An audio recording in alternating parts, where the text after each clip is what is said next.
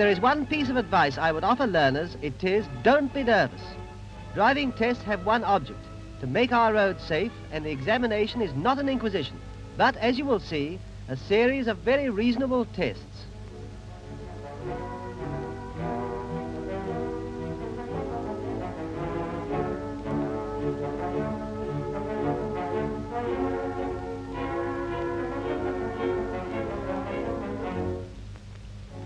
A good start increases the possibilities of a good finish, so applicants should not forget to bring their driving license and insurance certificate, without which they cannot be tested.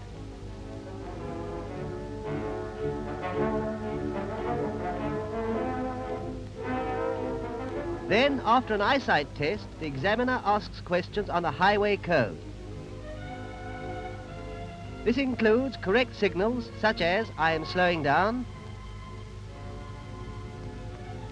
I am turning right, should be signaled like this, and here's the correct signal for you may pass me. This sort of signal is unfortunately very common. It's not only wrong, but meaningless. Don't flick your cigarette ash outside, it's very misleading. After questions, the drive begins and the examiner watches for correct signals and road courtesies.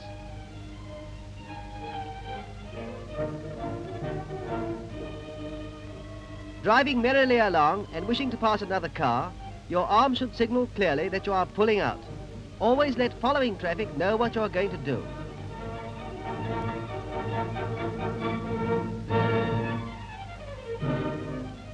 Look at this driver. He is determined to pass the vehicle in front, no matter what is approaching. It's pure selfishness and it's dangerous. Never drive like this chap, right on the crown of the road. It's a dangerous nuisance to following traffic and puts a big black blot on the driver's copybook. Watch again. It's not only learners either who are guilty of this bad practice.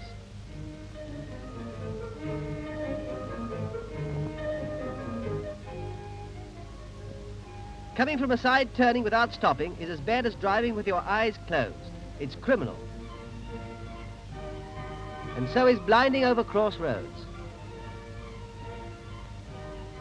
Taking a right-hand bend on the wrong side is asking for trouble, and the examiner doesn't like it. Why not take it wide and slowly? It's easier and safer.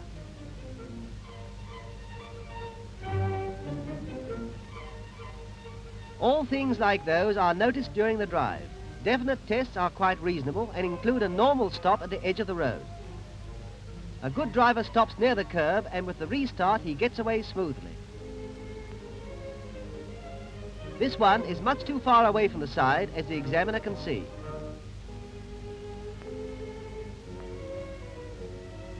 This test is followed by a start on a hill. When the examiner tells you to go forward, it's a point on the debit side if you drift back like this, and then jerk your way forward.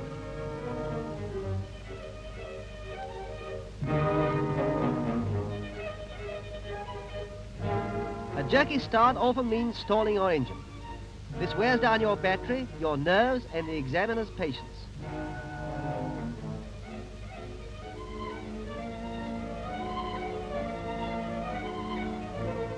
The next test is an emergency stop and restart.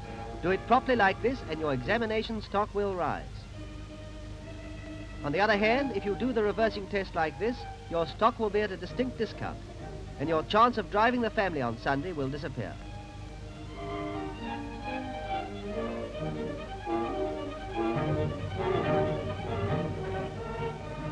A good reverse is a definite point in your favor, and it's not so very difficult.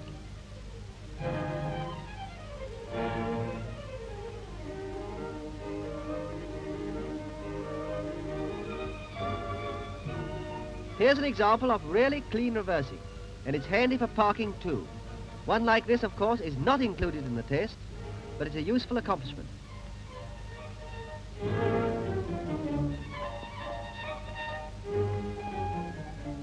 Now, reversing in a road, using forward and reverse gear. When the examiner says the road, he means the road, not the pavement. It looks funny, I know, but examiners don't appreciate such humor.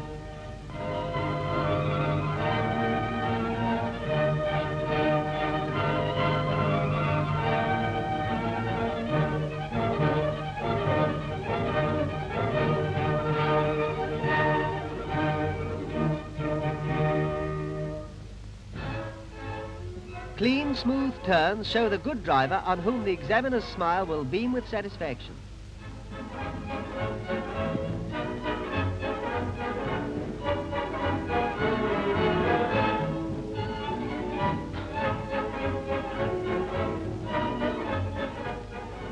When you pull out from the curve, see that you give the correct signal and only proceed when you know that it is safe to do so.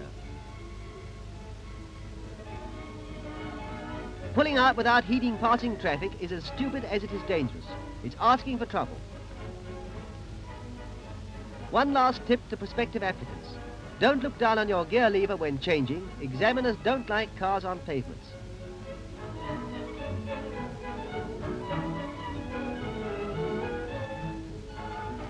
The tests, as you know, are not terribly difficult.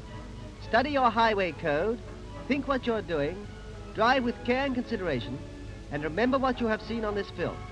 Then we shall have the pleasure of greeting you as a member of the Fellowship of the Road.